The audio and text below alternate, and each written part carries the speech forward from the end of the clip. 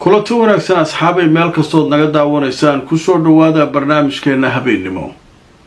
haddaba waa habeennimo arbaca ah oo khamiis ay soo galayso, taariikhduna waa 15 bisha Abriil sanadka 2026. barnaamijkeena waa kii saddexaad, waxaynu ku soo qaadan doonaa wararkii soo dhacay tan iyo intaynu kala maqnayn xaaladda gobolka Bariga Dhexe.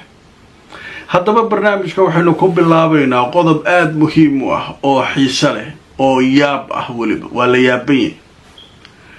barnaamijkan kii ka horeeyay labaad waxaynu ku soo qaadanay in Mareykanku ay sheegeen maraakiib u socotay Iiraan inay celiyeen oo xataa uu ku jiray markab Shiinuhu leeyahay. warbaahinta kala qaar waxay qorayeen 48 saac ee la soo dhaafay 9 markab ayay celiyeen ciidamada Mareykanka oo xiriir la lahaa dekedaha Iiraan iyo meelaha u socday. intaasoo markab oo la celiyay, hal markab oo Iiraan leedahay kuma jirin sida wararku leeyihiin. waxaa la yaab noqotay galabta maghribkii waxaa soo baxay war la leeyahay markab Iiraan leedahay ayaa wuxuu iska maray meeshii. Iiraan ku hanjabtay saacada ka hor inay xiri doonto Baabal Mandab, wax eriyada socon doonana aanay jiri doonin haddii la hor istaago maraakiibteeda maraysa aagaas. marka waxaa leeyahay galabta warka soo baxay war la yaab loo noqday. markabkii Iiraan suu u socday dekad Iiraan leedahay iska tegay. cid wax weydiisa male, cid joojisay male. sababtu maxay tahay lama yaqaan. macalinka weyn ma Iiraan uu ka baqay, ma awal waxaan sheeko kala ku hoos jirta. ilaa hadda warbaahintii way ku wareersatay sida ay wax u socdaan. cunaqabataynta nooca ay tahay waa la fahmi waayay. haddaba marka aridatu soo wargeyska la yiraahdo Al-Qudus ayaa qoray goor dhaweyd markab Iiraan leedahay oo ahaa kii labaad ayaa ka gudbay Hormuz arbacada maanta ah, inkastoo Mareykanku uu xisaar ama go'doomin badda ah saaray Iiraan. waaba 2 markab oo leeyahay wargeyska. mid kala ku soo darsoomay hadda la soo qoraya saa arkaysaa. markabkii labaad oo Iiraan leedahay ayaa ka gudbay meesha. kala adiga sheeg maxaa socda meeshan waxa socda waa la fahmi waayay. laba mid tahay in Mareykanka uu diidan yahay maraakiibtan kale ee meesha aadaysa kuwa Iiraan u santaabanayn iyadoo laga baqayo xabad joojin. Iiraan haddii markabkeeda la qabto iyadana wixii meesha socday qabanay. marka ilaa hadda arintaa waa lagu wareersay meelay wax u socdaan iyo meel kale cid fahamsan male. adikuna dee fakarkiina aragtidiina waa noo soo qori kartaa. sheekadan waxay idin la tahay maraakiibtii kale waa la celinaa, kuwa Iiraan lama taabanayo. cidda la cunaqabataynayana waa Iiraan. dekedaha la mamnuucay maraakiibtu inay tagaan waa Iiraan. marka sheekadan anaga waa naga waaweyn tahay waay.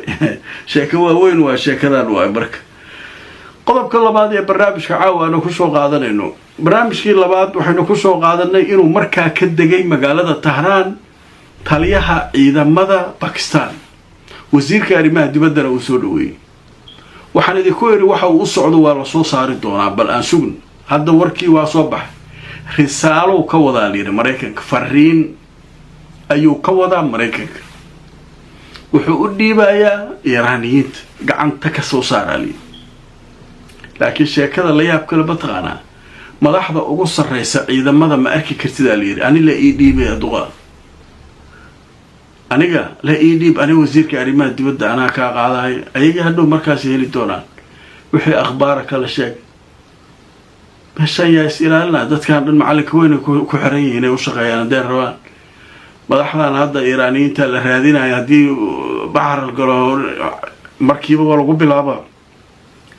marka sheekada fariinta marka ilaa hadda faahfaahin badan lagama hayo, laakiin wararka waxay sheegayaan in Mareykanka uu ku soo qoray wada hadallada dambe waxa uu rabo inuu ka tanaasulo. macnaha meeshii sheekadii hore joogtay inuu xoogaa ka soo dabcay Mareykanka, iyaguna Iiraaniyiinta laga doonayo inay dabcaan.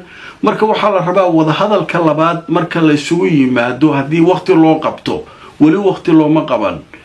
haddii waqti loo qabto laysu yimaado inaan sidii kii hore camal dhicin oo lagu kala cararin oo uu noqdo wada hadal laga soo shaqeeyey lasoo dhiraandhiriyey oo markaa laysla fahmay meesha markii la yimaado waqti badan uusan qaadan in markaa heshiis la gaari doono marka kollay arrinkaasaa dhacaa leeyahay haddaba aanadi tusoo wararkii ugu dambeeyay sheekada laga qoray wakaaladda wararka Anadolu waxay leedahay wafdigii Pakistan ee tagay Tehran ayaa la sheegay inay wadeen risaalo ama fariin Mareykanka ah taasoo u gogol xaaraysay lagana hadlayay wareegga wada hadallada cusub ee soo socda wixii markaa dhinacyadu ay isku waafaqi lahaayeen sheekada iyaduna halkaas ay maraysaa waataan barnaamijyadeedii hore idinku sheegay ra'iisul wasaarihiina isaguna safarro ku jira Sacuudiga Qatar Turkiga meelahaas uu maraya marka hawshaas iyaduna halkaas ay ka socotaa arinta Lubnaan ayaa soo hartay Lubnaan Mareykanka wuxuu codsaday Israa'iil inay xabad joojin ku meel gaar ah ogolaato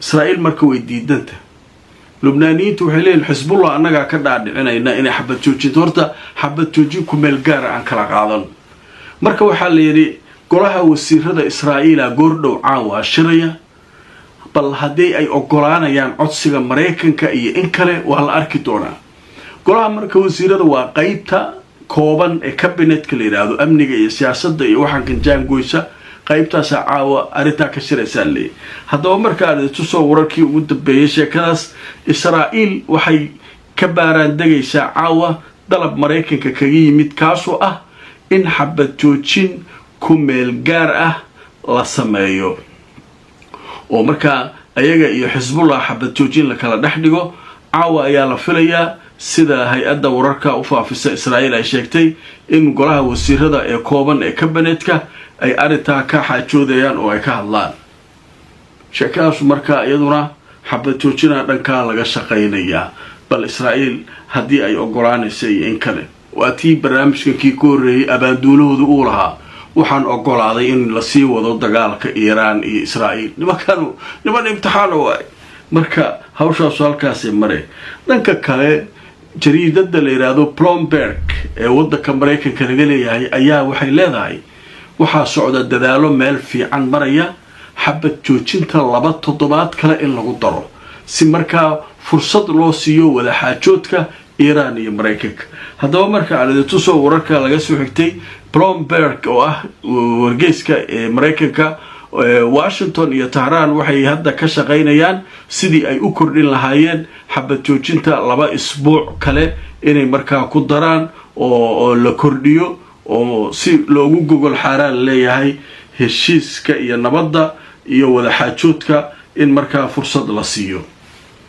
marka hawshaas halkaas ay taagan tahay weli markaa xabad joojintii lagu jiraa dagaalo waaweyn ma jiraan xaalku waa iska degan go'doomintan waxaan la sheegay baa socda laakiin waa arki doonaa kullay toddobaadka soo socda iyaduna waxa leeyahay wada hadallo kala dhici kara suuragal ah jimcaha sabtida axadda meelaha soo socota laakiin weli wax waqti loo qabto male haddaba waa barnaamijkeeni habeenimo haddaba qaybahan waxaynu ku soo qaadanaa alaaba wararka soo dhacay intaynu barnaamijka ku jirnay warar cusub oo yimid haddaba jariirada la yiraahdo New York Times ee laga leeyahay dalka Mareykanka ayaa waxay sheegtay Israa'iil in la filayo inay soo saarto xabad joojin muddo kooban oo Lubnaan ah muddo yar 2 bari 3 bari waxaasaan xabad joojin sameynayna inay daan si ay Mareykanka ugu qanciyaan oo weydiistay xabad joojin sameeyay nimankan markaa xabad joojin ay rabaan male hadafkoodii ujeedadooda waxa weeye leeyahay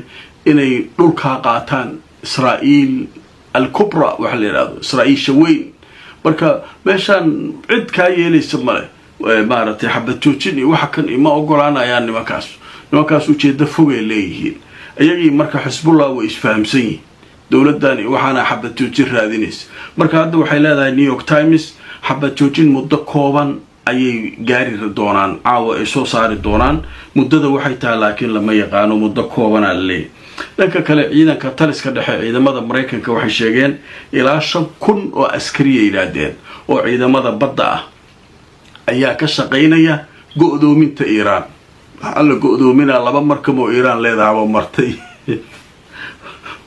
kuwan aniga ugu dheelayeen kuwan baa la fahmi waay 5,000 askari intaasoo diyaarado intaasoo markab yaa loo sheegaa waxaas warbaahintii waxay leedahay markabkii labaada maanta 4 oo Iiraan leedahay iska ag maray meesh dekadihiisu aaday waana ku xar haddana berito uu soo maray alaab soo qaada marka yaa la go'doominayo aniga waaba yaab sheeko wareysana meesha taala haddaba waa arki doonaa kulli anagu wixii adduunkan ka dhacaya oo warbaahintu qortaan idin la wadaagayna adinkuna fakarkiina aragtidiina arrinka ka dhiibta barnaamijkii waa naga intaa like garay oo share garay haddaad cusub tahay subscribe ka kaylo YouTube ka Facebook ka follow garay nabadgelyo